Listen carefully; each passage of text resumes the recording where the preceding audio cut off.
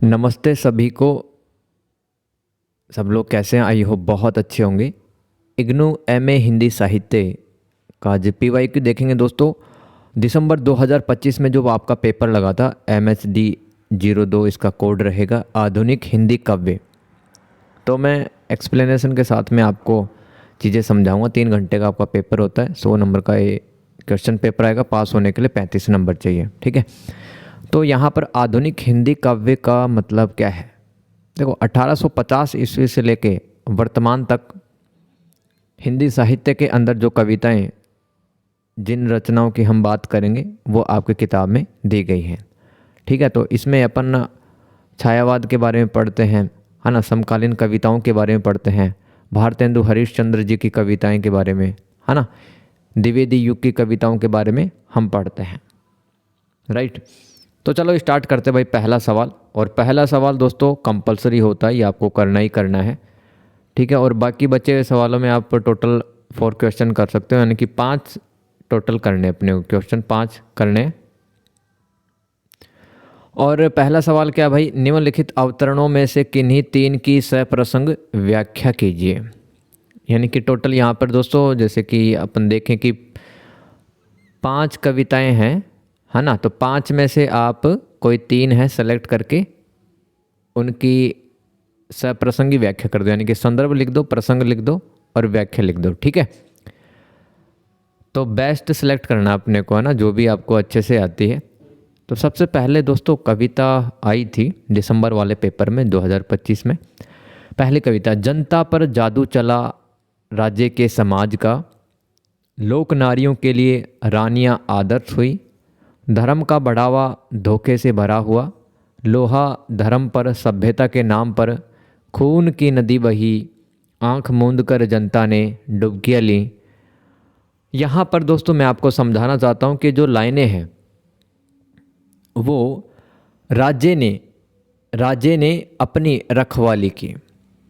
राज्य का मतलब है यहाँ पर एक राज्य से, जो राज्य हुआ करते थे, जो किंग्स वगैरह हुआ करते थे, वो धोखे से, लूटपाट से, अत्याचार से, शोषण के माध्यम से वो जनता का कल्याण न करके सिर्फ अपनी ही रक्षा किया करते थे, जितने भी राजा थे।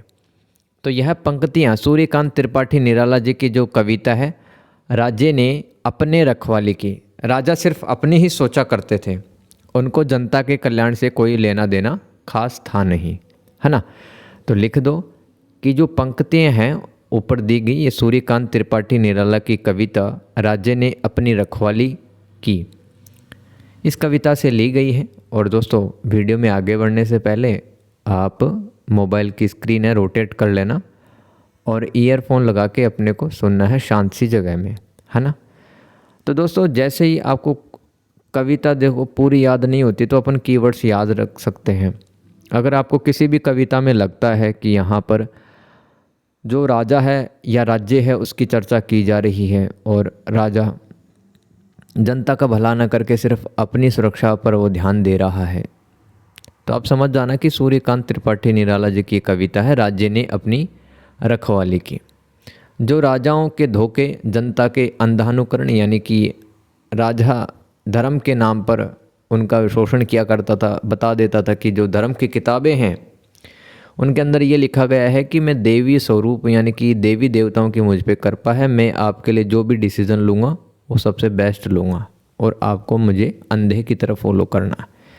और धर्म व सभ्यता के नाम पर शोषण को दर्शाती राजाओं ने जनता को धर्म और आदर्शों के जाल में फंसाकर गुलाम बनाया, जिसके कारण जनता आंख मूंद कर शोषण सहती रही। अंत में राजाओं ने अपनी सत्ता की रखवाली की। तो राजा ने हजारों लाखों की संख्या में सेना को बनाए रखा और जनता को अच्छी अच्छी बातें भी बताते थे, लेकिन वो बातें इस तरह की होती थी धर्म के नाम पर, या जो अन्य विचार होते थे वो सिर्फ जनता का शोषण करने के लिए जिम्मेदार होते थे। तो व्याख्या लिख दो अब। लेखक कहते हैं कि राजाओं ने अपनी चालाकी और शक्ति से जनता को भ्रमित कर गुलाम बनाया जैसे कोई जादू हो। रानियों को आम महिलाओं के लिए आदर्श बनाया गया ताकि वे भी उनके जैसे जीवन शैली और आज्ञाकारिता को अपनाएं। तो राजा कहा करता था कि देखो मेरी जितनी भी रानियां हैं सब मेरी आज्ञा का पालन करती हैं, मेरा कहना मानते हैं, वैसे ही आप लोग भी मेरा कहना मानो, है ना, आज्ञाकारिता को अपनाओ आप। तो समाज के अंदर भी तो उसी व्यक्ति को, उसी औरत को अच्छा माना जाता है, विशेषतः पितृसत्तात्मक समाज में, जो हर आज्ञा का पालन करती है। तो वो आज्ञा का पालन जरूर करती है, लेकिन अंत में उसका शोषण ही होता है अगर वो समझे तो। धर्म के नाम पर जनता को बहकाया गया, पर यह सब पाखंड और धोखे से भरा हुआ था, जिसका उपयोग राजा अपनी सत्ता बचाने के लिए करते थे। धर्म और सभ्यता का ढोंग करके राजाओं ने अपने विरोधियों तथा जनता पर अत्याचार किया, खून खराबा किया। सत्ता के लिए धर्म और सभ्यता के नाम पर बहुत खून बहाया गया। जनता आंखें और कान बंद करके इन पाखंडों और शोषण में फंसती चली गई। जनता अंधे की तरह राजा की बात को फॉलो करती थी बिना सच्चाई को जाने हुए, और इस तरह से जनता का ही शोषण होता गया। विशेष लिख सकते हैं दोस्तों आप, विशेष निराला जी तात्कालीन सामंती व्यवस्था पर, तात्कालीन यानी कि उस समय की सामंती व्यवस्था पर गहरा व्यंग्य करते हैं, यानी कि कटाक्ष करते हैं, सेटायर करते हैं, जहां शासक वर्ग यानी कि राजा अपनी शक्ति बनाए रखने के लिए धर्म, संस्कृति और आदर्शों का इस्तेमाल करता है और जनता को सच्चाई से दूर रखकर शोषित करता है। ये पहली कविता हो गई। दूसरी कविता शानदार कविता है दोस्तों। तुंग हिमालय के कंधों पर छोटी बड़ी कई झीलें हैं, उनके श्यामल नील सलील में, सलील यानी कि यहाँ पर पानी की कोई जलराशि है, जैसे कि कोई झील, समतल देशों से आकर पावस की उमस से, यानी कि सावन में जो बरसात होती है उसके बाद में जो उमस होती है उसको पावस की उमस कहते हैं, से आकुल से परेशान होकर तिक्त मधुर विश्व तंतु खोजते, यानी कि दूर दराज देशों से ऐसे पक्षी आते हैं। हिमालय की जो बड़ी बड़ी पहाड़ियाँ हैं, उन पहाड़ियों के बीच में जो झीलें हैं जिनका जो पानी है नीले रंग का है, वहाँ पर एक तरह का एक जानवर या फिर आप कह सकते हैं कि वनस्पति पाई जाती है, पेड़ पौधा पाया जाता है, जो कि मतलब थोड़ा जहरीला जो होता है लेकिन मीठा भी होता है। तो उस विष तंतु को खोजते हुए हंस आते हैं यहाँ पर, बादल को घिरते दिखा है। तो दोस्तों तुंग हिमालय का मतलब बहुत बड़े विशाल हिमालय के कंधों पर छोटी बड़ी कई झीलें हैं। तो सबसे पहले तो हमें यह समझना चाहिए कि ये जो लाइनें हैं दोस्तों, ये किसने लिखे हैं? नागार्जुन इनके रचयिता हैं।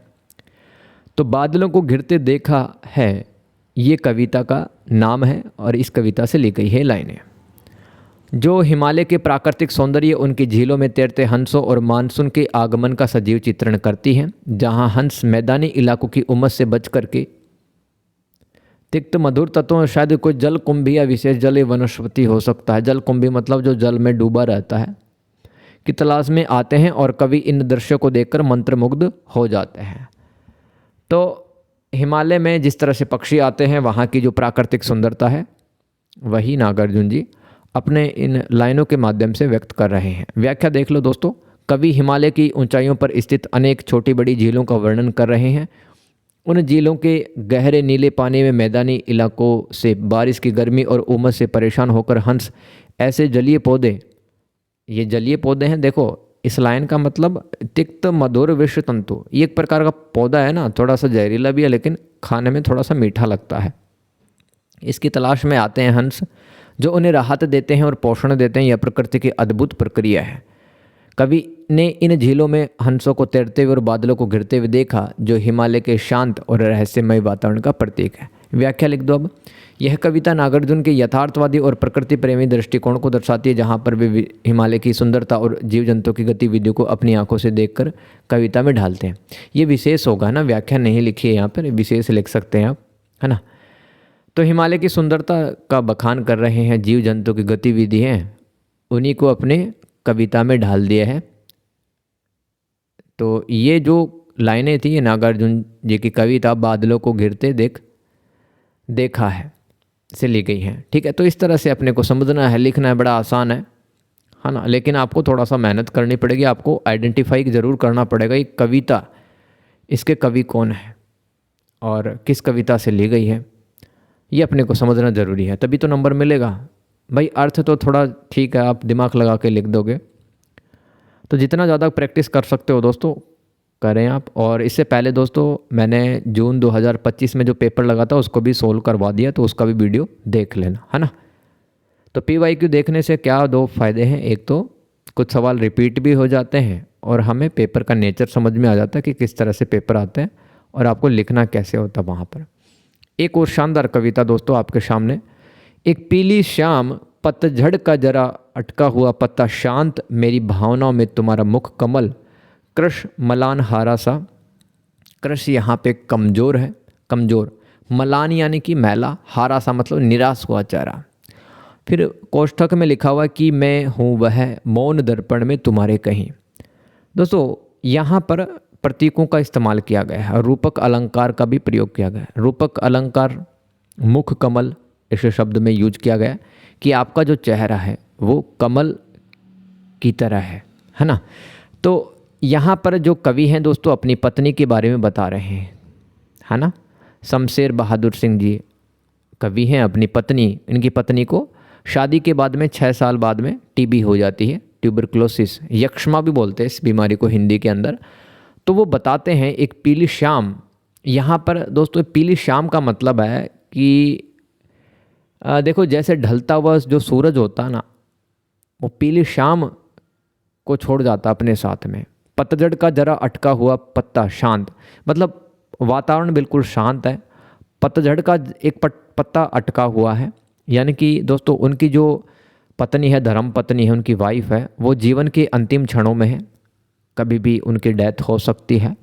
तो दुख विलाप कर रहे हैं इन पंक्तियों के माध्यम से। मेरी भावनाओं में तुम्हारा मुख कमल, मैं जब भी याद करता हूँ, मुझे याद है जब शादी हुई थी तब आपका चेहरा, यानी कि कवि की पत्नी का चेहरा कमल की तरह बहुत सुंदर था, खिला हुआ था, कृष्णमलान। लेकिन जब से आपको TB हुई तब आपका चेहरा जो कमज़ोर हो गया है, मैला हो गया है और हारी हुई सी प्रतीत होती है।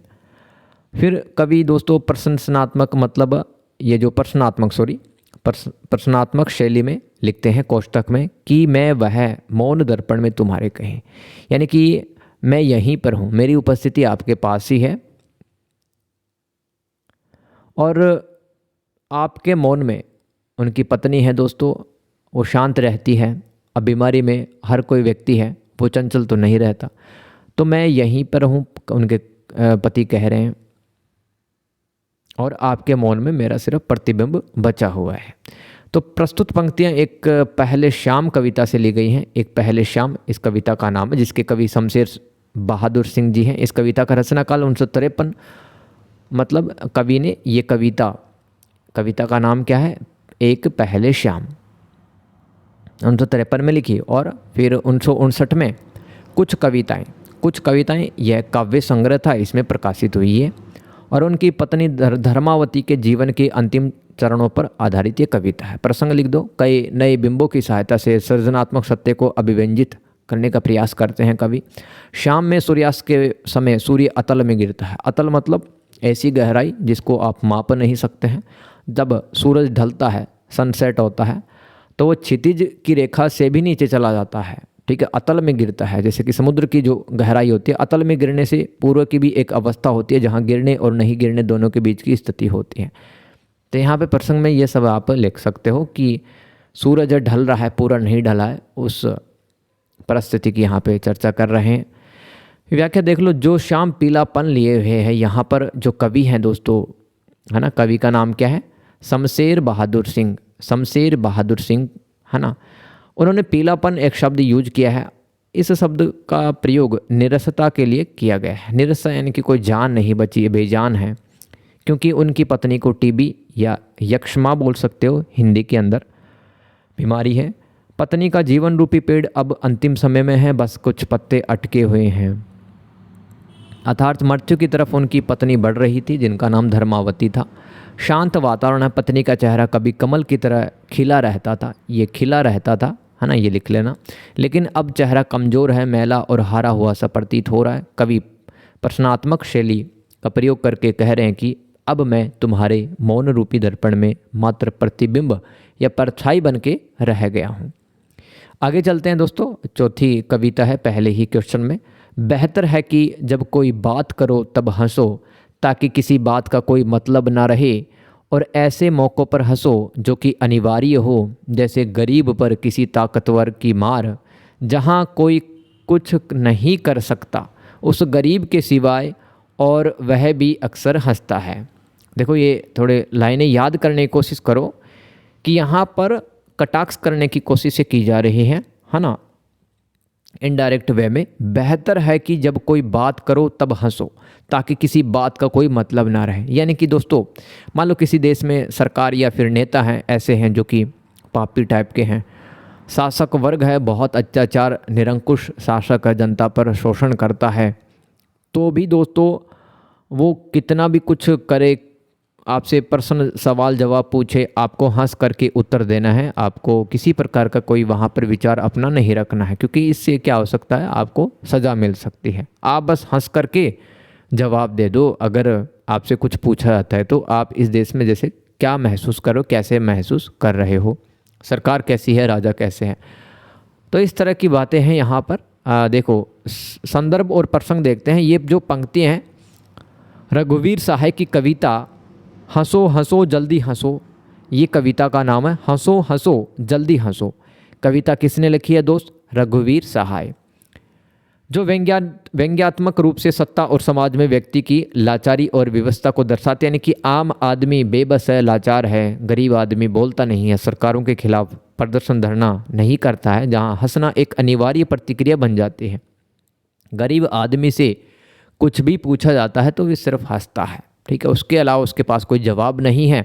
प्रतिक्रिया यानी कि रिस्पॉन्स या रिएक्शन, खासकर जब व्यक्ति के हाथ में कुछ ना हो, जैसे कि किसी गरीब पर शक्तिशाली का अत्याचार और उसकी मजबूरी में की गई हंसी, जो कि एक गहरे अर्थ को छिपाती है ना। गरीब आदमी जब भी हंसता है तो उसकी हंसी के पीछे एक गहरा अर्थ छुपा होता है।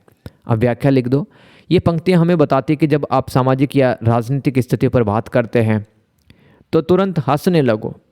यह हंसी ऐसी होनी चाहिए कि आपकी बात का कोई गहरा क्रांतिकारी विरोधपूर्ण अर्थ ना निकले। आपने अगर सरकार की आलोचना कर दी है, नीतियों की व्याख्या कर दी है वास्तविक मायने में, तो हो सकता है दोस्तों आपको जुर्माना लगा दे सरकार, या सज़ा मिल जाए। तो यह हंसी एक ढाल की तरह काम करती है जो कि आपको प्रतिवाद के जुर्म से बचाती है। ये वो मौके हैं जहाँ प्रतिक्रिया देना असंभव है, यानी कि आप अपने तरफ से विचार मत रखो। यहाँ हंसना अनिवार्य है, क्योंकि चुप रहने या विरोध करने का मतलब है अधिक मुसीबत मोल लेना। यह सबसे मार्मिक उदाहरण भी है, जैसे कि एक गरीब व्यक्ति जिस पर शक्तिशाली द्वारा अत्याचार हो रहा है और वह भी अक्सर हंसता रहता है। यह हंसी खुशी की नहीं बल्कि अपने असहाय होने पे है, व्यवस्था की क्रूरता पर और अपनी बेबसी पर एक कड़वी प्रतिक्रिया है। यह दिखावा है कि कैसे सत्ता का तंत्र लोगों को इतना मजबूर कर देता है कि वे अपने शोषण पर भी हंसने लगते हैं। तो गरीब आदमी के पास में कोई ऑप्शन विकल्प नहीं होता है, वो कोई प्रतिक्रिया कुछ कहता नहीं है। जब भी राजनीतिक और सामाजिक स्थितियों पे बात की जाती है, डिबेट की जाती है, तो चुप रहता है, हंस देता है, ठीक है। याद रखना रघुवीर सहाय जी की एक कविता थी, नाम क्या था? हंसो हंसो जल्दी हंसो। अगर कुछ इस तरह की लाइनें आपको दिखें तो समझ जाना रघुवीर सहाय, ठीक है, ये कवि हैं। आगे है दोस्तों लास्ट कविता है पहले ही क्वेश्चन में। आई होप आपको मैं समझा पा रहा हूँ। कैसा लग रहा है वीडियो सॉल्यूशन? अगर दोस्तों अच्छा लग रहा है, समझ में आ रहा है, तो एक प्यारा सा कमेंट कर देना, उससे वीडियो का रीच बढ़ता है, ठीक है। चलो भाई आगे चलते हैं। एक आदमी रोटी बेलता है, ध्यान दो, ईयरफोन लगा के और मोबाइल स्क्रीन को रोटेट रखना आपको। एक आदमी रोटी बेलता है, एक आदमी रोटी खाता है, एक तीसरा आदमी भी है जो न रोटी बेलता है न रोटी खाता है, वह सिर्फ रोटी से खेलता है। देखो ध्यान दो भाई, क्या ज़बरदस्त लाइनें लिखी गई हैं कवि के द्वारा। एक आदमी रोटी बेलता है, यानी कि ये पहला व्यक्ति है जो कि रोटी को बेलता है, ठीक है। दूसरा आदमी है दोस्तों जो कि रोटी खाता है, और तीसरा आदमी जो न तो रोटी को बेलता है न रोटी खाता है, जबकि इस रोटी से ही खेलता है। तीन तरह के यहाँ पे आदमी हैं, ठीक है। तो बारी बारी से समझते हैं। सबसे पहले तो आप ये समझो कि यहाँ पर कवि का नाम सुदामा पांडे है, इनको धूमिल भी कहते हैं हिंदी साहित्य में। सुदामा पांडे धूमिल जी की कविता है, और नाम क्या है इस कविता का? रोटी और संसद, जो कि सामाजिक व्यवस्था पर कटाक्ष करती है, जहाँ पर एक मेहनती, अब जो रोटी बेलता है, यानी कि जैसे कि किसान आप समझे, तो वो बहुत मेहनत करता है, और रोटी खाने वाले शोषक का काम करते हैं। जैसे कि मान लो बिजनेसमैन है कोई, वो शोषक आप मानो। सारे बिजनेसमैन ख़राब नहीं होते, लेकिन मैं यहाँ पर एग्जाम्पल के जरिए आपको समझाना चाहता हूँ दोस्त। और तीसरा व्यक्ति क्या है? सत्ताधारी सिस्टम, मतलब जिसके हाथ में पावर है, जो गद्दी पर बैठा हुआ वो तीसरा व्यक्ति है, जो ना काम करता ना खाता बल्कि संसाधनों से खेलता है। सिस्टम है ना, सिस्टम में जो बैठे लोग हैं वो भावनाओं से खेलते हैं, लोगों का शोषण करते हैं, और संसद उनकी चुप्पी पर मौन रहता है। तो यहाँ पर दोस्तों जो तीसरा व्यक्ति है वो नेता हो गए। नेता हो गए ना, नेता यही तो करते हैं। अधिकतर नेता क्या करते हैं? वो जनता की भावनाओं से खिलवाड़ करते हैं, वो जनता के लिए कल्याणकारी कार्य न करके, ठीक है, उन्हीं का शोषण करते हैं। राइट। व्याख्या देख लो, कवि कहना चाहता है कि समाज में मेहनतकश और उपभोग करने वाले दोनों हैं, लेकिन एक वर्ग ऐसा भी है जो न मेहनत करता न उपभोग करता है। उपभोग यानी कि कंजप्शन नहीं करता, खाना नहीं खाता है ना, रोटी नहीं खाता है, मतलब समझें आप, जैसे कि दूसरा व्यक्ति था वो रोटी उपभोग कर रहा है ना। तो तीसरा व्यक्ति वो मेहनत भी नहीं करता, उपभोग भी नहीं करता, बल्कि शक्ति और संसाधनों का अनुचित प्रयोग करता है। संसद अर्थात देश की जो सर्वोच्च संस्था है, इस समस्या पर मौन रहकर अपने कर्तव्य से विमुख दिखाई पड़ती, यानी कि वो समस्याओं का समाधान नहीं करती, उसको दिखता तो सब कुछ है। यह कविता व्यवस्था की विफलता और श्रम के सही मूल्यांकन की पुकार है, यानी कि जो मेहनत कर रहा है उसको वास्तविक फ़ायदा होना चाहिए। यह संसद की जवाबदेही पर कठोर प्रश्न खड़ा करती है। संसद को अकाउंटेबल होना चाहिए, है ना, रिस्पॉन्सिबल होना चाहिए। जो किसानों की, मजदूरों की, महिलाओं की जो दुर्दशा है उस पर संसद है वो कुछ ऐसे कठोर नियम बनाए। अब विशेष आप लिख सकते हैं दोस्तों, विशेष अगर आपका मन है तो ही लिखें, है ना, आपको समझ में चीज़ें आती है तो ही लिखना। तो कवि ने कविता में प्रतीकों का प्रयोग किया है, जैसे कि जो रोटी है दोस्तों, वो रोटी प्रतीक है, आम आदमी के श्रम, ज़रूरत और जीवन यापन का प्रतीक है रोटी। और संसद का मौन सत्ता की निष्क्रियता, यानी कि संसद में बैठे लोग हैं वो सारे जानते हैं कि यहाँ पर इस देश में किसके साथ में क्या गलत हो रहा है, लेकिन वो चुप रहते हैं। जनता की समस्याओं की अनदेखी का प्रतीक है संसद का मौन। तो ये विशेष लिख सकते हैं। क्वेश्चन नंबर 2 दोस्तों, अब 16 नंबर के क्वेश्चन स्टार्ट होंगे आपके। छायावाद की प्रमुख विशेषताओं के आधार पर कामायनी का मूल्यांकन कीजिए। देखो पहला जो सवाल था ना, ये आप ये समझें कि 36 नंबर का था, है ना। थोड़ा सा कैटेगराइजेशन देख लेते हैं। 36 नंबर का था ये पहला सवाल। तो आप ये मानो कि एक सही आप व्याख्या करते हो तो उसके लिए 12 नंबर मिलेगा, क्योंकि 3 ही तो व्याख्याएं करनी थी आपको, तो 36 नंबर ये हो गए। बाकी 4 सवाल और आपको लिखने हैं जो कि 16 नंबर के होंगे, है ना। तो 64 + 36 ये 100 हो गए। अब हमारा काम थोड़ा सा आसान हो जाएगा, लेकिन दोस्तों आपको थोड़ा मेहनत तो करना पड़ेगा, अपनी तरफ से एफर्ट है वो आपको डालने पड़ेंगे, तभी आप लिख पाओगे, समझ पाओगे। छायावाद की प्रमुख विशेषताओं के आधार पर कामायनी का मूल्यांकन कीजिए। देखो छायावाद ये एक युग का प्रतिनिधित्व करता है, जहाँ पर जयशंकर प्रसाद जी का नाम आता है, महादेवी वर्मा जी का नाम आता है ना, सूर्यकांत त्रिपाठी निराला जी का नाम आता है।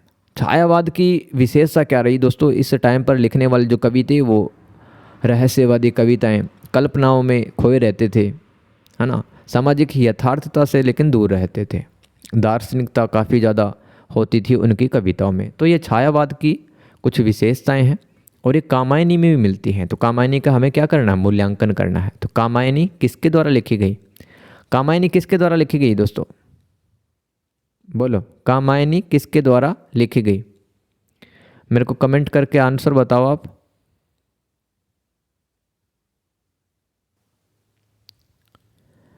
जयशंकर प्रसाद जी के द्वारा लिखी गई, याद रखना।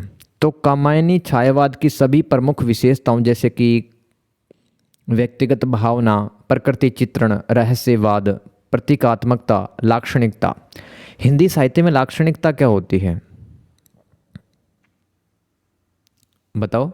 लाक्षणिकता मतलब कि जब आप लिटरल मीनिंग न लेकर के, यानी कि आप शब्दों का अर्थ न लेकर के उसके किसी छुपे हुए या गहरे अर्थ को प्रधानता देते हो।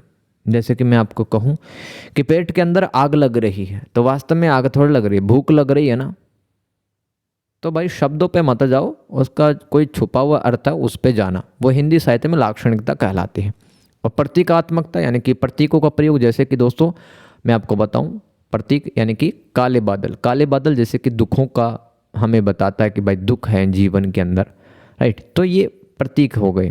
रहस्यवाद यानी कि यहाँ पर कवि खोया रहता है कल्पनाओं के जरिए और वही समझ पाता है उस अनुभूति को। और मनोवैज्ञानिक गहनता और दार्शनिक आधार दोस्तों ये छायावाद की जो रचनाएं थी उसमें विशेषताएं हमें मिलती है। यही विशेषताएं कामायनी के अंदर भी जयशंकर प्रसाद जी ने समाहित की हैं, जो इसे छायावादी काव्य का सर्वश्रेष्ठ महाकाव्य बनाता है। इसमें आधुनिक मानव को आशा, प्रेम और कर्म के माध्यम से जीवन जीने की राह दिखाई गई है, जहाँ मनु श्रद्धा और ईड़ा के माध्यम से, देखो मनु है वो मन का प्रतिनिधित्व या फिर मानवता, जो मनु कैरेक्टर हैं वो मानवता को रिप्रेजेंट कर रहे हैं, और श्रद्धा है वो हृदय को प्रतिनिधित्व कर रही है, हृदय, ठीक है। और ईड़ा, ईड़ा किसका प्रतीक है? बुद्धि का प्रतीक। ध्यान दो भाई, मनु है मानवता को प्रदर्शित कर रहे हैं या फिर प्रतिनिधित्व कर रहे हैं, श्रद्धा है वो हृदय को, और ईड़ा है वो बुद्धि को, ठीक है। ये कैरेक्टर है, ये प्रतिनिधित्व कर रहे हैं इनका। तो मनु, श्रद्धा और ईड़ा के माध्यम से जितने भी चित्तवृत्तियाँ होती हैं हमारी इंसान की, जैसे कि चिंता, आशा, श्रद्धा, काम, वासना, लज्जा, कर्म, ईर्ष्या, शोपन, संघर्ष और निर्वेद। निर्वेद क्या होता है? जैसे किसी से घृणा करना या किसी काम में अरुचि रखना, वो निर्वेद कहलाता है। दर्शन, रहस्य, आनंद, ये सब हमारी चित्तवृत्तियाँ होती हैं। तो इनका मानवीकरण करते हुए जीवन दर्शन को प्रस्तुत किया है कामायनी के अंदर जयशंकर प्रसाद जी ने। आगे चलो तो थोड़ा देख लो, व्यक्तिगत भावना और अंतर जगत की प्रधानता हमें कामायनी के अंदर मिलती है। जैसे कि द्वितीय युग के इतिवर्तात्मक के विरोध में, इतिवर्तात्मकता का मतलब क्या है? घटनाओं को समय के आधार पर सिर्फ दिखाया जाता था, वहाँ पर कोई रहस्यवाद, प्रकृति का चित्रण और दार्शनिकता इतना ज़्यादा नहीं था द्विवेदी युग में। तो कामायनी में मनु के अंतर्मन की निराशा, वेदना और प्रेम और संघर्ष को प्रधानता दी गई है, जो छायावादी कवि की व्यक्तिगत अनुभूति है। इसके अलावा प्रकृति का आलंबन रूप और मानवीकरण। आलंबन रूप का क्या मतलब है? कि जैसे कि प्रकृति को ही पात्र बना करके इंसानों की जो भावनाएं होती है उसको दिखाना, प्रकृति को एक कैरेक्टर पात्र बनाकर इंसानों की जो भावनाएं होती है, जैसे कि विश्वास, प्रेम, है ना, ईर्ष्या, ये सब दिखाते हो, तो इसको बोलते हैं प्रकृति का आलंबन रूप। तो कामायनी में प्रकृति केवल उद्दीपन नहीं है, यानी कि सिर्फ हमारी जो इंद्रियां हैं वही जागती नहीं है, बल्कि मनु के मन की दशाओं को व्यक्त करने वाली एक सजीव और आलंबन रूप में उपस्थित है प्रकृति, जहाँ प्रकृति स्वयं एक पात्र बन जाती है। प्रतीकात्मकता और बिंब योजना। दोस्तों बिंब क्या होता है? प्रतीक तो आप समझ गए, जैसे कि काले बादल, ये दुखों का प्रतीक है, ये प्रतीकात्मकता कहलाता है हिंदी साहित्य में। और बिंब योजना, जैसे कि मैं आपको बोलूँ, ध्यान दो भाई, है ना, बहुत सलीके से मैं आपको समझा रहा हूँ, अच्छे समझो। जैसे कि मैं आपको बताऊँ एग्जाम्पल, कि एक चांदनी रात में झील है वो चांदी जैसा चमक रही थी। एक चांदनी रात में एक झील चांदी जैसी चमक रही थी, ये बिंब कहलाता है। समझ गए? तो बिंब क्या होता है कि पाठक के मन के अंदर जो पूरा सीन है वो ऐसा चले कि जैसे मूवी चल रही है। तो मनु जो कि मन को या मानवता को प्रदर्शित कर रहे हैं, और श्रद्धा हृदय को, और ईड़ा बुद्धि जैसे पात्रों के माध्यम से मानवीय गुणों और चित्तवृत्तियों का प्रतीकात्मक चित्रण किया गया है, जो भाषा को लाक्षणिक और बिंब प्रधान बनाता है। रहस्यवाद और दार्शनिक भूमि। कामायनी प्रतिभिज्ञा दर्शन पर आधारित है, और इसमें सृष्टि के गूढ़ रहस्यों, चेतना के विकास और आनंद की खोज का दार्शनिक चित्रण है, जो छायावाद के रहस्यवादी रुझान को दर्शाता है। यानी कि छायावाद का एक महाकाव्य भाई कामायनी, क्योंकि छायावाद की सभी प्रमुख विशेषताएं इसके अंदर मिलती हैं, चाहे रहस्यवाद हो चाहे वो दार्शनिकता हो। श्रृंगार और वेदना का समन्वय। श्रद्धा और मनु के प्रेम में संयोग वियोग, संयोग यानी कि मिलना, प्रेमिका और प्रेमिका मिलना, वियोग यानी कि बिछड़ना, सेपरेशन, वासना, लस्ट, लज्जा और ईर्ष्या के माध्यम से श्रृंगार के विविध रूपों का चित्रण है। साथ ही विरह की वेदना भी प्रमुखता से व्यक्त हुई है, जो छायावाद की प्रमुख प्रवृत्ति या विशेषता हम बोल सकते हैं।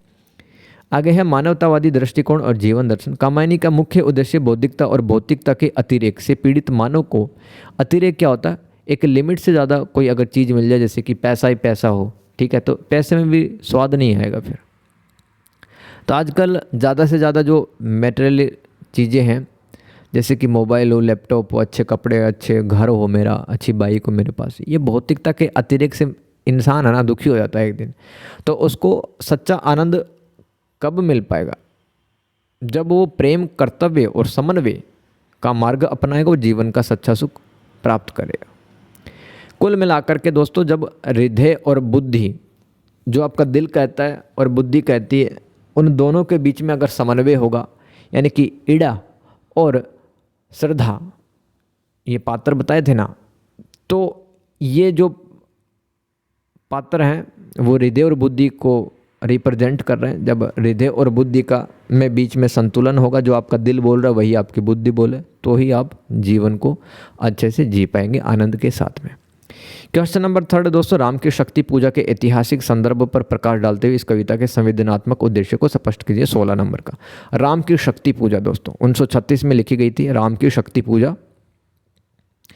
तो उस टाइम पर दोस्तों भारत औपनिवेशिक शक्ति का गुलाम था और राष्ट्रीय स्वतंत्रता आंदोलन चल रहा था। उस टाइम पे लिखी गई है राम की शक्ति पूजा। तो ये सिर्फ पौराणिक कथा तक सीमित नहीं है, ये निराला के अपने खुद के जीवन संघर्ष, छायावाद की चेतना और समाजवादी क्रांतिकारी विचारों का प्रतीक, यानी कि जो निराला जी हैं, ठीक है, वो मार्क्सवादी विचारधारा से प्रभावित थे, जहाँ राम के माध्यम से आधुनिक मनुष्य के आंतरिक द्वंद्व, देखो 1936 का जो मतलब एक भारतीय था वो भी उलझन में फंसा हुआ था, वो भी बंधनों से आज़ाद नहीं था। और आज का जो इंसान है वो भौतिकता भी प्राप्त करना चाहता है, पैसा पाना चाहता है, प्रतिष्ठा पाना चाहता है।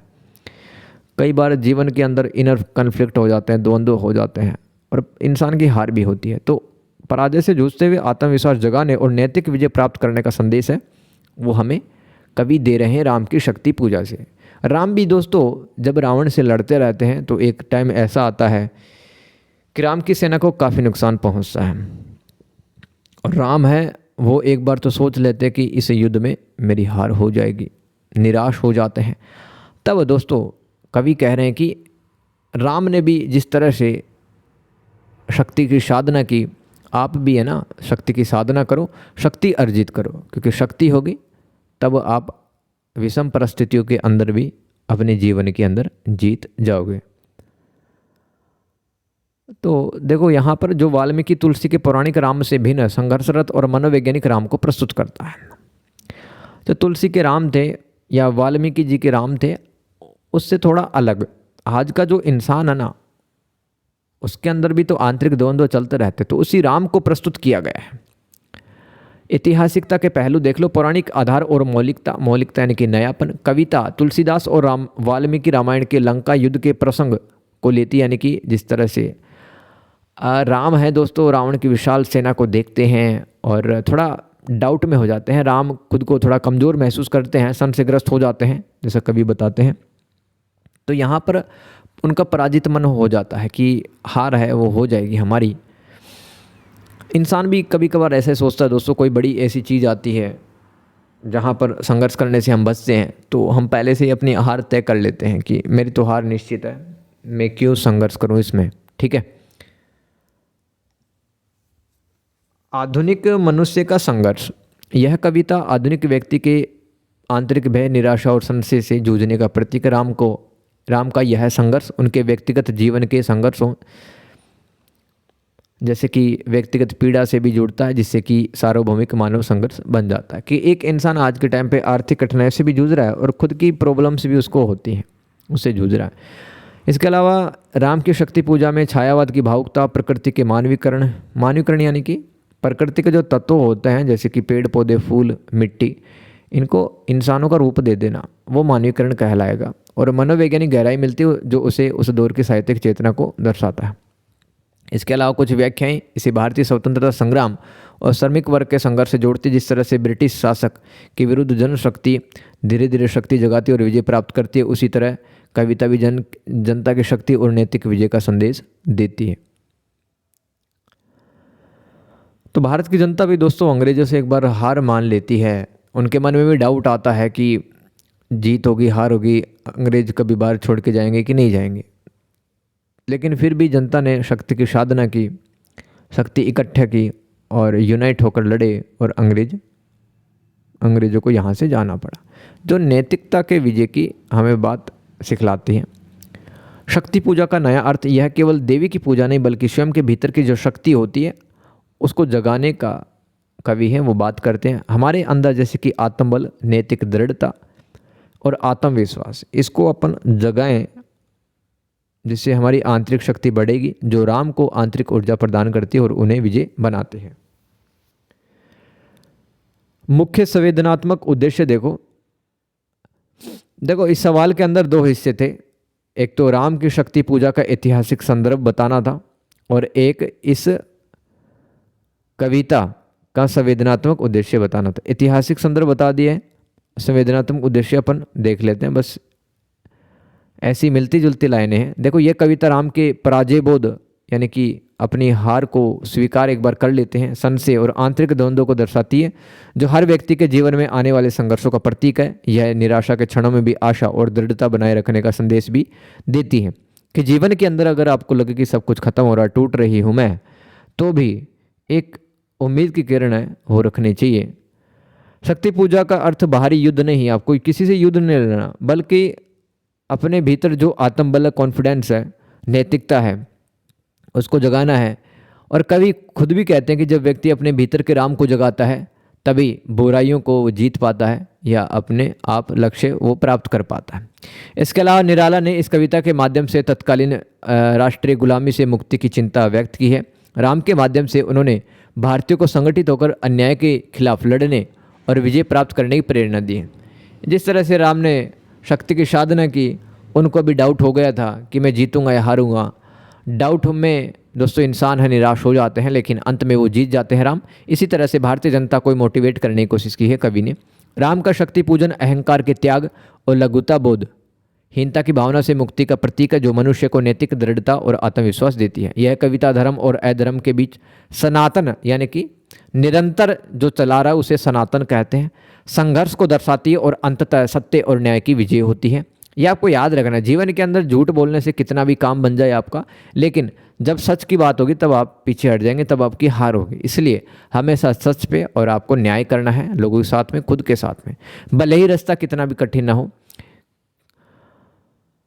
कविता मनुष्य को त्याग, बलिदान, धैर्य और न्याय के मार्ग पर चलने की सीख देती है जिससे व्यक्ति का नैतिक और आध्यात्मिक उत्थान होता है। आगे चलते हैं क्वेश्चन नंबर 4। अज्ञेय द्वारा रचित कविता असाध्य वीणा है। ये असाध्य वीणा है कि मूल संवेदना स्पष्ट करें।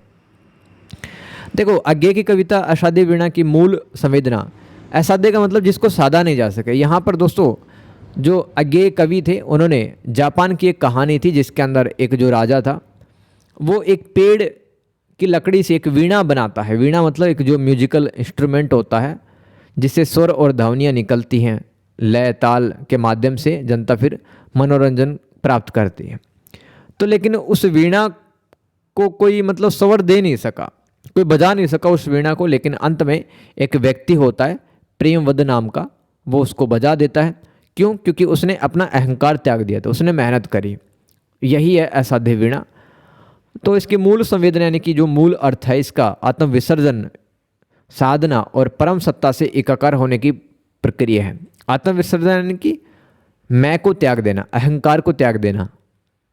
साधना मतलब मेहनत, परम सत्ता से एकाकार का मतलब है कि उस भगवान से जुड़ जाना। जहाँ व्यक्ति जो मुख्य पात्र होता है इस कविता का, असाध्य वीणा का प्रेमवद नाम रहता है, अहंकार त्याग कर वीणा को बजाने का प्रयास करता है, यानी कि जीवन के सत्य को जान लेता है। कविता बताती है हमें केवल पूर्ण समर्पण, मौन और अहंकारहीनता से ही परम आनंद की प्राप्ति संभव होती है, जहाँ पर साधक और साध्य एक हो जाते हैं। साध्य यानी कि आपका जो डेस्टिनी है, आपकी मंजिल, और साधक मतलब जो साधना करता है या फिर कोई मेहनत करता है, भक्त भी कह सकते हैं। मूल संवेदना देखो इसकी, पहला है आत्म विसर्जन। तो प्रियवद जो मुख्य पात्र होता है अपने मैं को समाप्त कर देता है। वीणा को बजाने के लिए व्यक्ति को अपने व्यक्तिगत अस्तित्व को मिटाना होता है। वीणा असाध्य है यानी कि उसको कोई बजा नहीं सका, क्योंकि उसे अहंकार या बल से नहीं बल्कि गहन साधना और पूर्ण समर्पण से ही साधा जा सकता है। यह एक आध्यात्मिक यात्रा है। तो भगवान या खुदा को, रब को कैसे प्राप्त कर सकते हैं? कोई साधना से नहीं, शक्ति से नहीं। जब आप अहंकार मैं की भावना को त्याग दोगे, है ना, और पूरी तरह से कमिटेड हो जाओगे भगवान के लिए, तो ही भगवान हासिल कर सकते हैं। इसके अलावा व्यक्ति को अपने स्वयं को, स्व मतलब खुद को, विराट सत्ता यानी कि आपके भीतर अनंत संभावनाएं हैं, बहुत ज़्यादा इंटेलिजेंट हैं आप, और परम सत्य में आप अपने आप को विलीन कर दो। यही कविता का सार है। यह व्यक्तिगत चेतना का समष्टिगत चेतना में लीन होना हमें बताता है। यहाँ पे मौन की सार्थकता भी बताई गई। वाणी से अधिक मौन में सत्य का अनुभव होता है। वीणा के स्वर भी अंततः मौन में विलीन हो जाते हैं, जो विराट सत्य का बोध कराता है। वीणा एक प्रतीक है जिसे बजाने वाला कलाकार अंततः स्वयं खुद वीणा बन जाता है, यानी कि उसके जीवन से भी ऐसी मधुर ध्वनियाँ निकलती हैं। कहने का मतलब है कि अगर कोई व्यक्ति साधना करता है सच्चे दिल से, भगवान के प्रति पूर्ण समर्पित हो जाता है, तो संत हो जाता है। एक तरह से लोगों को उनके जीवन से काफ़ी कुछ सीखने के लिए मिलता है। तो कला और कलाकार के बीच के भेद को मिटा देता है साधना। जहाँ कला साधना ही जीवन बन जाती है, कला है वही जीवन बन जाती है, कला साधना। यह कविता एक बौद्ध मिथक पे आधारित है, यानी कि जापान की एक कविता है। बौद्ध मिथक यानी कि जो किंवदंतियाँ होती हैं, दंत कथाएं, जो कि आसपास के देहात ग्रामीण इलाकों में प्रचलित होती हैं। मिथक या माइथोलॉजी जो शून्यता और अहंकार मुक्ति के बोध को दर्शाती है, जहां व्यक्ति अपनी पहचान खोकर ही सत्य को प्राप्त करता है। क्वेश्चन नंबर 5, परिवर्तन कविता को सम आलोचकों ने ग्रैंड महाकाव्य कहा है। आप इस कथन से कहां तक सहमत हो, उदाहरण सहित उत्तर दीजिए। परिवर्तन दोस्तों, परिवर्तन एक कविता का नाम है, महाकाव्य है। महाकाव्य मतलब कि इसके अंदर जीवन के सभी पहलुओं के बारे में बताया गया है। सुमित्रा नंदन पंत जी की एक कविता है, क्योंकि यह सिर्फ एक घटना का वर्णन नहीं है, बल्कि सृष्टि के आदि से अंत तक, यानी कि जब से संसार बना है और जब वो खत्म होगा, जीवन मृत्यु सुख दुख, पुरातन यानी कि पुराना, नवीन के शाश्वत द्वंद्व, शाश्वत यानी कि जो हमेशा बना रहता है। तो शाश्वत द्वंद्वों को समेटे हुए प्रकृति और मानवता के विराट परिवर्तनशील स्वरूप का दार्शनिक चित्रण करती है, जिसमें मानवीय वेदना और राष्ट्रीय चेतना का उदात्तीकरण होता है। उदात्तीकरण यानी कि दोस्तों ऐसी भावना या ऐसा विचार जिसकी व्याख्या नहीं की जा सकती, उसको फील किया जा सकता है और एक आध्यात्मिक अर्थ होता है उसका, उसको क्या कहते हैं, उदात्तीकरण कहते हैं। हिंदी साहित्य के अंदर उदात्तीकरण मतलब किसी बात का कोई गहरा अर्थ जिसकी व्याख्या नहीं की जा सकती है। तो परिवर्तन कविता हमें सृष्टि के आदि से अंत तक बताता है, प्रक्रिया कैसे हो रही है, जीवन मृत्यु सुख दुख, पुराना नया, इसके बारे में बताता है। जैसे कि ये महाकाव्य क्यों है दोस्तों, महाकाव्य जैसे कि रामायण और महाभारत, ये महाकाव्य क्यों है? काव्य तो बहुत सारे हैं, ये महाकाव्य कैसे बन गए? क्योंकि इन्होंने हर घर में अपनी जगह बनाई है और जीवन के व्यापक पहलुओं को अपने अंदर समाहित किया है। तो ऐसे ही परिवर्तन कविता ये केवल ऋतु या क्षण का वर्णन नहीं करती, बल्कि पूरे ब्रह्मांड का परिवर्तन, आदिम सौंदर्य यानी कि जो जब से ये प्रकृति बनी है से लेकर वर्तमान दुख तक और भविष्य की आशाओं को छूती है, जैसे प्रकृति का सौंदर्य और मानवीय दरिद्रता। इसके अलावा इस परिवर्तन कविता में जीवन मृत्यु दुख सुख विकास विनाश के दार्शनिक पहलू को दर्शाया गया है, जहां परिवर्तन को इस सृष्टि का मूल नियंता माना गया है। परिवर्तन होता रहता है, परिवर्तन ही संसार का नियम है। इसके अलावा प्रतीकों का यूज किया गया। कवि ने परिवर्तन को वासुकी सहस्त्र फन यानी कि 1000 फनों वाला एक नाग रहता है, तो परिवर्तन को नाग देवता के रूप में चित्रित किया है कवि ने, जो संसार को मथ रहा है और बूढ़ा पंजर जैसे बिंबों से गरीबी और पीड़ा को सार्वभौमिक बना दिया है। यानी कि इस संसार के हर कोने के अंदर गरीबी और पीड़ा है, जो किसी एक व्यक्ति तक सीमित नहीं बल्कि पूरी मानवता का प्रतिनिधित्व करता है। इसके अलावा परिवर्तन कविता में छायावाद की सूक्ष्मता और प्रकृति चित्रण के साथ साथ तत्कालीन राष्ट्रीय आंदोलन का प्रभाव हमें दिखता है, जहाँ पुरानी व्यवस्थाओं के विनाश और नव जागरण की मांग है, जैसे गा कोकिल बरसा पावक गण। ये एग्जाम्पल मैंने आपको दे दिया है। अब एग्जाम्पल के साथ में दोस्तों आपको बताना था, क्योंकि चीज़ें है ना, देखो परिवर्तन जो कविता ये महाकाव्य क्यों है, एग्जाम्पल के साथ में बताओ। तो कुछ एग्जाम्पल बताएं, आप और भी ऐड कर सकते हो अपनी बुक पढ़ करके। आदिम सौंदर्य का वर्णन यहाँ पे जो कवि है किस तरह से करें, राशि राशि विकसित वसुधा का वह यौवन विस्तार। यहाँ पर कवि पूछ रहे हैं कि पृथ्वी का वह अपार सौंदर्य, राशि राशि का क्या मतलब है, प्रचुर मात्रा में, अबंडेंस, जो फूलों और हरियाली के रूप में चारों ओर वैभव की तरफ बिखरा हुआ है, अब कहाँ चला गया। तो यहाँ पर राशि राशि का मतलब काफ़ी मात्रा में, और यौवन विस्तार का मतलब पृथ्वी की जवानी, जो सुंदरता थी, जो समृद्धि थी, उसकी कहाँ पर चली गई। आप जानते हैं आज के टाइम पे इतना पॉल्यूशन, इंसान स्वार्थी होकर के विनाश की तरफ बढ़ता चला जा रहा है। धरा पर करती थी अभिसार। इस लाइन का मतलब क्या, अभिसार का मतलब होता है प्रेमी से मिलने जाना। यहाँ इसका प्रतीकात्मक मतलब है कि वह प्राकृतिक सौंदर्य और सुख सुविधाएं पृथ्वी के साथ प्रेम पूर्ण मिलन की तरह घुली मिली रहती थी, मानो सुंदरता खुद ही पृथ्वी से मिलने के लिए आई हो। तो यहाँ पर इस लाइन का ये मतलब है, धरा पर करती थी अभिसार, यानी कि खुद सुंदरता मिलने आ रही पृथ्वी से, क्योंकि पृथ्वी बहुत ज़्यादा मतलब क्रिएटिव वे में अपनी जो सुंदरता है उसका बखान करती थी। आगे चलते हैं। परिवर्तन के क्रूर रूप भी हमें ये कविता दिखाती है। जैसे कि एक लाइन है, अहे निष्ठुर, निष्ठुर यानी कि निर्दयी या निर्मम, कठोर, उसको निष्ठुर कहते हैं। अहे मतलब यहाँ पे संबोधन का प्रयोग किया जा रहा है। अहे का मतलब अरे, अहे निष्ठुर परिवर्तन, विश्व का करुण विवर्तन। करुण यानी कि आप जब दूसरों के इमोशंस को, संवेदनाओं को समझते हैं। तो कवि कहता है कि हे बदलाव, परिवर्तन, तुम कितने कठोर हो। यह जो संसार में दुख और पीड़ा से भरा हुआ परिवर्तन का चक्कर चल रहा है, यह तुम्हारी तांडव नृत्य का परिणाम है। यह परिवर्तन शिव के तांडव की तरह विनाशकारी है, जो दुनिया के दुखों से भर देता है, दुनिया को दुखों से भर देता है। तो एक तरफ तो प्रकृति जब बनी थी काफ़ी सुंदर थी, है ना, खुद सुंदरता मिलने आती थी, लेकिन अब दुख और दरिद्रता यहाँ पे है। मानव पीड़ा का उदात्तीकरण यहाँ पे देखने के लिए मिलता है। जैसे कि एग्जाम्पल समझो, खड़ा द्वार पर माथा टेके वह जीवन का बूढ़ा पंजर।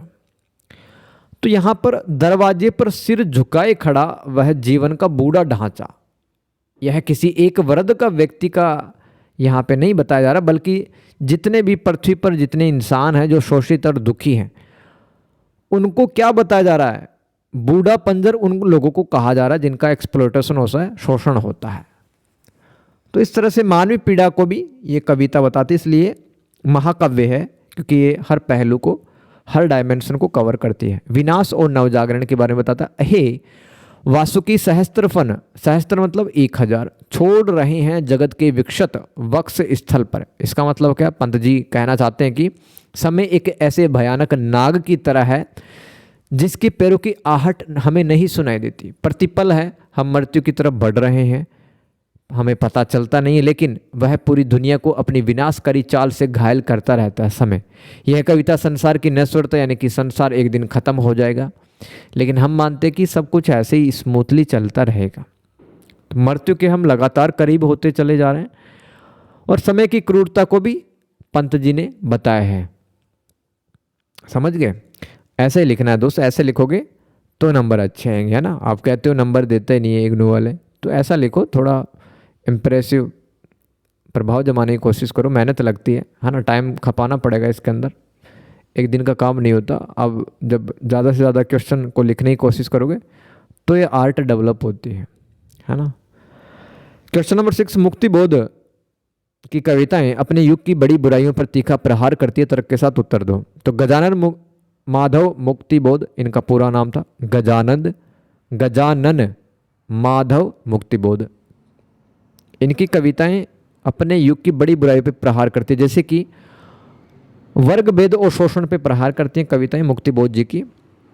तो क्योंकि ये मार्क्सवादी विचारक थे, कार्ल मार्क्स की विचारधारा से प्रभावित थे, तो उन्होंने वर्ग आधारित समाज की तीखी आलोचना की। यहाँ पर गरीब है, अमीर है, गरीबों का शोषण करते हैं। उनकी कविताएं शोषक, यानी कि जैसे कि राजा है या कोई व्यापारी है, साहूकार है, जमींदार है, सेठ है, वो शोषित वर्ग, यानी कि महिलाओं, बच्चों, मजदूरों, किसानों, ये शोषित वर्ग हो जाते हैं। इनके बीच की खाई को दिखाया है माधव मुक्ति बोध जी ने। गजानन माधव मुक्ति बोध इनका पूरा नाम था। उदाहरण देखो, अंधेरे में जैसी कविताओं में वे सत्ता के दमन और आम आदमी के संघर्ष को दिखाते हैं, जहां भ्रष्टाचार एक क्रूर भाषा और पूंजीवाद का प्रतीक बन जाता है। आंतरिक और बाह्य संघर्ष का चित्रण हमें देखने के लिए मिलता है। वे केवल बाहरी बुराइयों पे नहीं, जो मुक्ति बोध है वे बाहरी बुराइयों पे नहीं, बल्कि व्यक्ति के भीतर के अंतर्द्वंद्व, यानी कि इंसान के अंदर भी कन्फ्लिक्ट, संघर्ष चलते हैं, अंतर्मन के संघर्ष और नैतिक दुविधाओं पर केंद्रित होते हैं। हम कभी सोचने लगते हैं क्या ये करना उचित है, क्या ये करना अनुचित है। इनको बताया है कवि ने। एग्जाम्पल देखो आप, एक स्वप्न भंग और ब्रह्म राक्षस जैसी रचनाओं में कवि और तुम लोग के बीच की दूरी तथा आत्मीय की खोज में आने वाली निराशा को दिखाते, जहां सत्य केवल एक जो दुखों का क्रम है जैसी पंक्तियों गहरे अर्थ देती हैं। तो देखो, एक स्वप्न भंग और ब्रह्म राक्षस, ये मुक्तिबोध जी की रचनाएं हैं, जहाँ पर जो कवि हैं वो बताते हैं कि किस तरह से जो बड़े लोग हैं और जो छोटे लोग हैं, छोटे लोगों को मैं सर्वहारा वर्ग बोलूँगा, सर्वहारा लोग हैं, उनका शोषण किया जाता है। और अपनेपन की खोज में दोस्तों लोग निराश हो जाते हैं, क्योंकि वो राजा पे या फिर सत्ताधारी लोगों पर आश्रित रहते हैं, उनसे अपनेपन की भावना की उम्मीद रखते हैं, लेकिन वो अपनापन की भावना उनको नहीं मिलती है उनसे। भ्रष्टाचार और पाखंड का पर्दाफाश करते हैं। उनकी कविताएं सरकारी तंत्र, नौकरशाही यानी कि जैसे कि IAS IPS ऑफिसर है, ये नौकरशाह है ना। ये सरकार की नीतियों को, कानूनों को लागू करते हैं। और सामाजिक आडंबरों यानी कि जो समाज के अंदर जो कुरीतियाँ, बुराइयाँ फैली हुई हैं, उनके खोखलेपन को उजागर करती है, जहाँ दिखावा और सच्चाई में बड़ा अंतर होता है। उदाहरण देखो आप, भूल गलती में भ्रष्ट व्यवस्था में फंसे शोषित व्यक्ति का चित्र और वह मुझे याद आते हैं। इन रचनाओं में आम आदमी की पीड़ा और सत्ता का क्रूर चेहरा देखने के लिए मिलता है। इसके अलावा फैंटेसी शैली का प्रयोग किया गया है। हिंदी साहित्य के अंदर फैंटेसी एक प्रकार की शैली या विधा होती है, जिसमें कल्पना का प्रयोग करके लेखक किसी गहरे अर्थ को बताता है, फैंटेसी शैली होती है।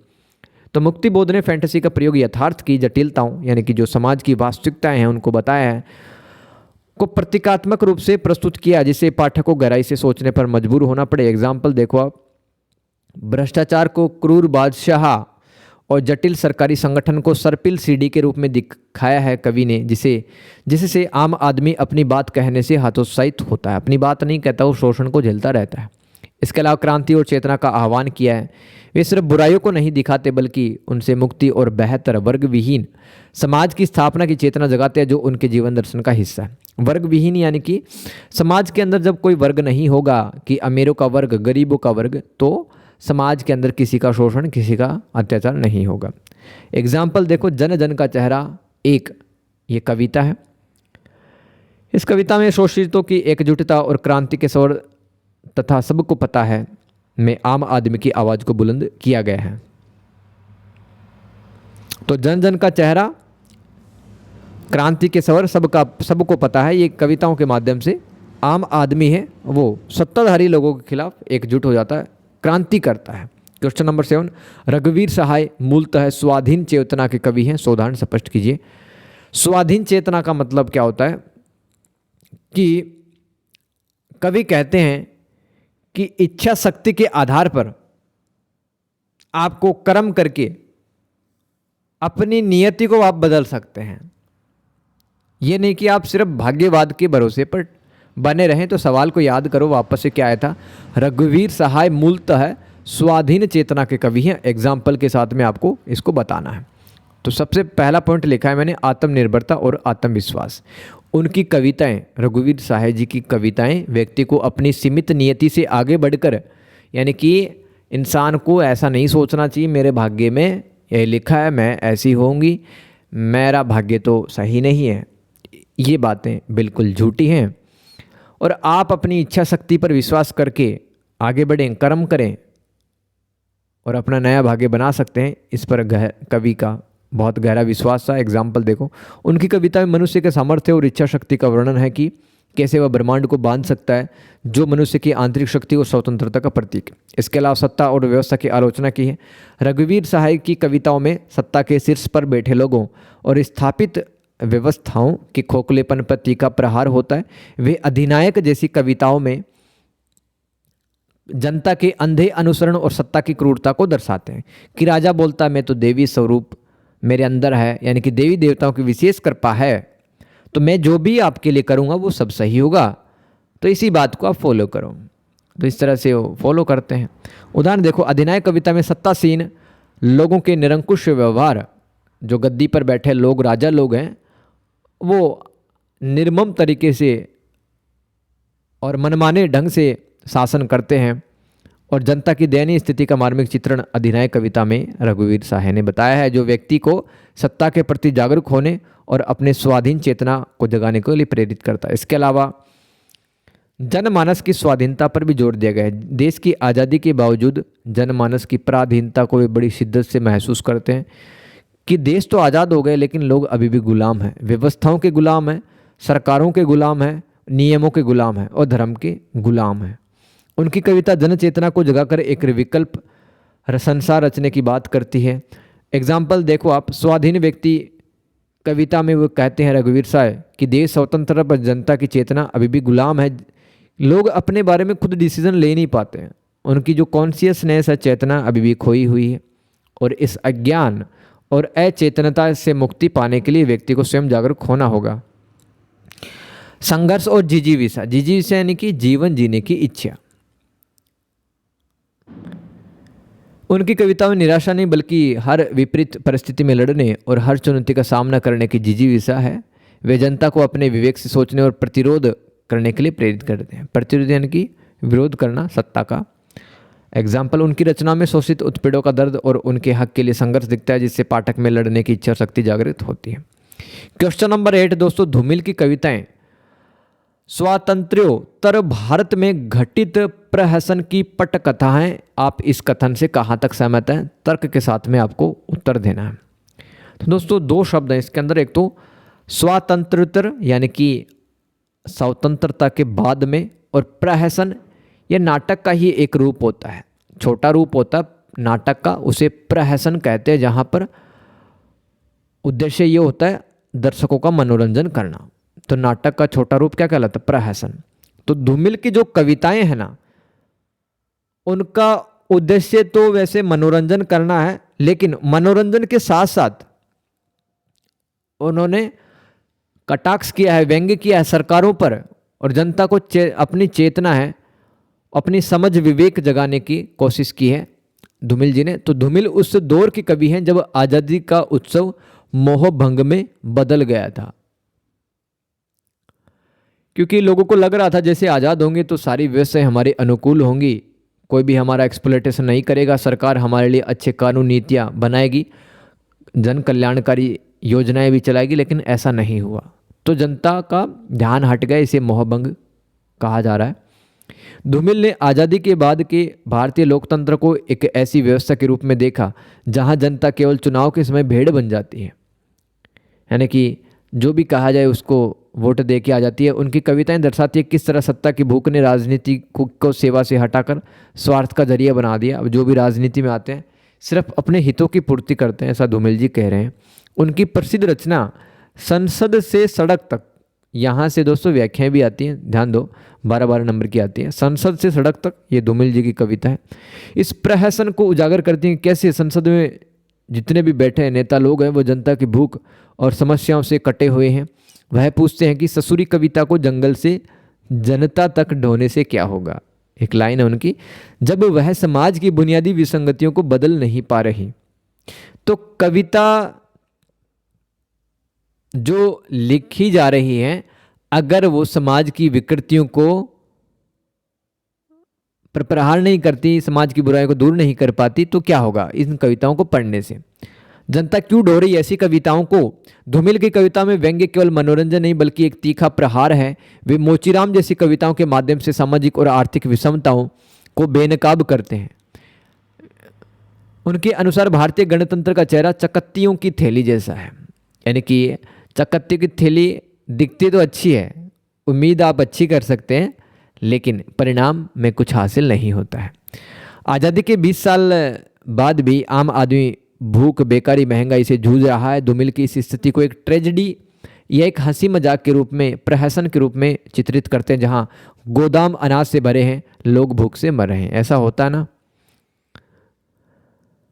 धूमिल की भाषा कोई सुसंस्कृत या रूमानी भाषा नहीं है, कोई रोमांटिसिज्म नहीं मिलता है या फिर कोई संस्कृति वाली भाषा नहीं है, बल्कि आम आदमी की ही भाषा प्रयोग किया गया धूमिल जी के द्वारा। सरल सहज भाषा में लिखा है। वे समाज की नग्न सच्चाइयों को उन्हीं के खुरदरे शब्दों में बयान करते हैं जो किसी फिल्म की कड़वी पटकथा यानी कि कहानी की तरह महसूस होती हैं। तो कड़वे शब्दों में समाज की सच्चाई को बताते हैं, सरकार की मंशा को बताते हैं। निष्कर्ष आप लिख सकते हैं, धूमिल की कविताएं उस भारतीय समाज का आईना है जहां विकास के दावों और यथार्थ के बीच, यानी कि नेताओं और सरकारों द्वारा कहा तो अच्छी अच्छी चीज़ें कहा जाता है, लेकिन वास्तविकता में क्या है, जीरो। तो यथार्थ यानी कि वास्तविकता के बीच एक गहरा और उपहासपूर्ण फासला है। क्वेश्चन नंबर 9 दोस्तों, लास्ट सवाल है। कुछ 9 सवाल आए थे दिसंबर वाले पेपर में जो अभी लगा है। जिंदगी का अभाव और संघर्षी नागार्जुन के काव्य संसार की जलवायु है और विक्षोभ उनकी कविता का केंद्रीय स्वर है। इस कथन के आलोक में नागार्जुन के काव्य स्वर पर विचार कीजिए। ऐसे प्रश्न को जब भी आप पढ़ते हैं ना दोस्त, तो कम से कम 5 बार तो पढ़ो। कुछ कीवर्ड्स पर आप थोड़ा सा मंथन, विचार मंथन करो, चिंतन मनन करो, समझ में आए। तो पहला तो यहाँ पे जलवायु है और विक्षोभ है। विक्षोभ का मतलब जब हवा बदल जाती है, परिवर्तन हो जाता है, उसको विक्षोभ कहते हैं। तो जिंदगी का अभाव और संघर्ष ही नागार्जुन के काव्य संसार की जलवायु है। जलवायु क्या कह मतलब किसी स्थान का जो मौसम रहता है ना, एवरेज मौसम कैसा है, वो उसकी जलवायु कहलाती है। यानी कि एक व्यक्ति के जीवन में अभाव बना रहता है हमेशा और संघर्ष बना रहता है, तो वो जलवायु की तरह काम करता हो। और विक्षोभ यानी कि इंसान की जीवन में जैसे हवा बदलती है वैसे ही दुखों की प्रवृत्ति है या दुखों के प्रकार भी बदल जाते हैं। इस तरह से आपको कुछ लिखना है। यह कथन कि जिंदगी का अभाव और संघर्ष नागार्जुन के काव्य संसार की जलवायु और विक्षोभ उनकी कविता का केंद्रीय स्वर है। यानी कि मेन थीम क्या है, जिंदगी का अभाव और संघर्ष। बिल्कुल सही है, क्योंकि उनके काव्य में जनजीवन के कष्ट मतलब जो जनता महसूस करती है वो दुख, दर्द, गरीबी और सामाजिक अन्याय का मार्मिक चित्रण मिलता है, जहां उनका विक्षोभ शोषितों के प्रति गहरी सहानुभूति और व्यवस्था के प्रति विद्रोह बन के उभरता है। विक्षोभ यानी कि अब वो आदर्शवादी बातों से ध्यान हटाकर अब परिवर्तन की बात करते हैं, जिस तरह से हवा बदलती है। विद्रोह करना चाहिए जनता को, जो उनकी कविताओं को यथार्थवादी बनाते हुए मानवीय मूल्यों की स्थापना करता है, जैसा कि उनकी कविताओं में मानव होकर मानव के ही चरणों में मैं रोया। इंसान हूँ लेकिन इंसान के चरणों में मैं आकर आज रो रहा हूँ, है ना। मुझे अधिकार, कर्तव्य, आज़ादी, प्रेम, सहानुभूति ये दे दो। तो इंसान रोता ही तो है।